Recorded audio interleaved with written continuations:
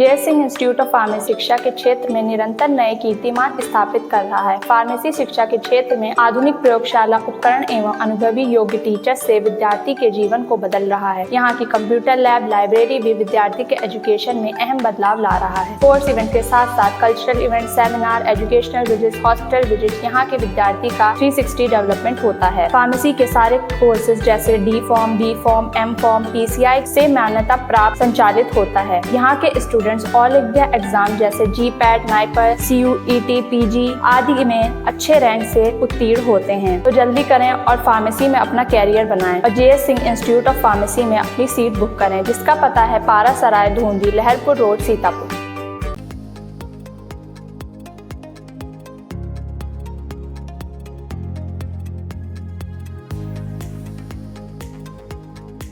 नमस्कार, मैं हूं अरुणेश अवस्थी और आप देखना शुरू कर चुके हैं आई इंडिया। यूपी के प्रयागराज स्थित नैनी जेल में उम्र कैद की सजा काट रहे 12 से पूर्व विधायक उदयभान करवरिया को गुरुवार को रिहा कर दिया गया। रिहाई के समय उनकी पत्नी पूर्व विधायक नीलम करवरिया, बेटा सक्षम करवरिया व अन्य समर्थक भी जेल के बाहर मौजूद रहे। राज्य सरकार ने अच्छे चाल चलन की वजह से समय पूर्व उनकी रिहाई का आदेश दिया था। यह आदेश 19 जुलाई को जारी हुआ था। लेकिन क्या आपको पता है कि पूर्व विधायक पिछले 10 सालों से किस मामले में जेल में बंद थे, या फिर उन पर किस सपा विधायक की हत्या के आरोप लगे थे? और सवाल तो यह भी कि पूर्वांचल की राजनीति में बड़ा ब्राह्मण चेहरा माने जाने वाले उदयभान करवरिया की उपचुनाव के ठीक पहले क्यों और कैसे रिहाई हो गई? आइए आपको इन सवालों के जवाब विस्तार से बताते हैं। दरअसल बताते हैं कि करवरिया परिवार व पूर्व सपा विधायक जवाहर यादव उर्फ जवाहर पंडित से बालू के ठेकों पर वर्चस्व को लेकर अदावत थी। यही बात आगे चलकर जवाहर पंडित की हत्या का कारण बन गई। मीडिया रपटों के अनुसार 13 अगस्त 1996 को सपा के पूर्व विधायक की दिन दहाड़े गोली मारकर हत्या कर दी गई। उन पर AK-47 से ताबड़तोड़ फायरिंग की गई थी। बताते हैं 28 साल पहले हुए इस हत्याकांड में प्रयागराज में पहली बार AK-47 की आवाज सुनी गई थी। जवाहर पंडित हत्याकांड में 7 लोगों को नामजद किया गया था। इनमें उदयभान के अलावा उनके भाई पूर्व बसपा सांसद कपिल मुनि करवरिया, पूर्व बसपा MLC सूरज भान करवरिया, चाचा श्याम नारायण करवरिया उर्फ मौला महाराज व रिश्तेदार रामचंद्र उर्फ कल्लू समेत अन्य लोग शामिल थे। पूर्व सपा विधायक हत्याकांड ने तब यूपी का सियासी पारा बढ़ा दिया था जब तत्कालीन भाजपा के प्रदेश अध्यक्ष कलराज मिश्र ने जवाहर हत्याकांड में आरोपी कपिल मुनि के पक्ष में गवाही दी थी। दरअसल हत्याकांड के बाद तीनों भाइयों ने दावा करते हुए कहा कि घटना के वक्त तीनों भाई घटना स्थल पर मौजूद नहीं थे। कपिल मुनि ने दावा किया कि उस दिन वह इलाहाबाद में होकर पूरा दिन कलराज मिश्रा के साथ था।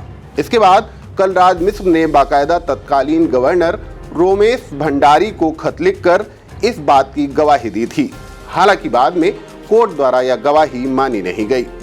2012 में जब सपा सरकार आई तब केस की दशा और दिशा दोनों बदल गई।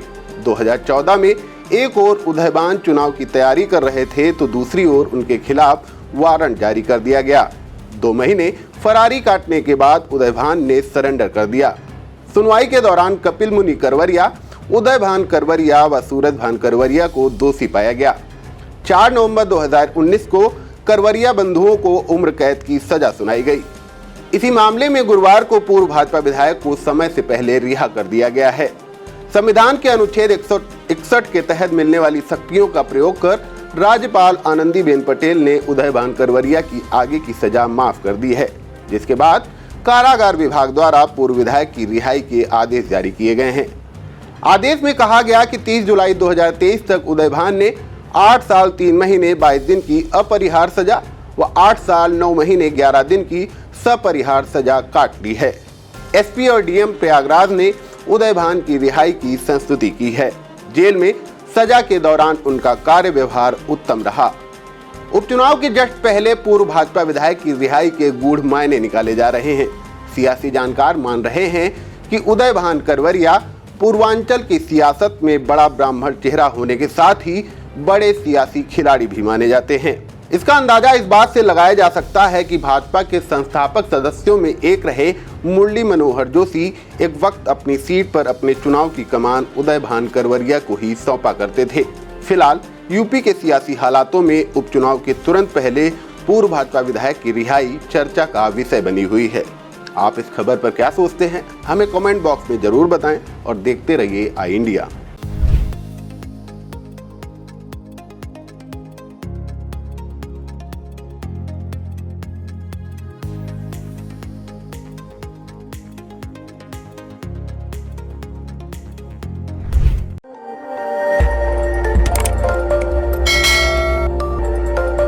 खबर आपकी, नजर हमारी। देखते रहिए आई इंडिया।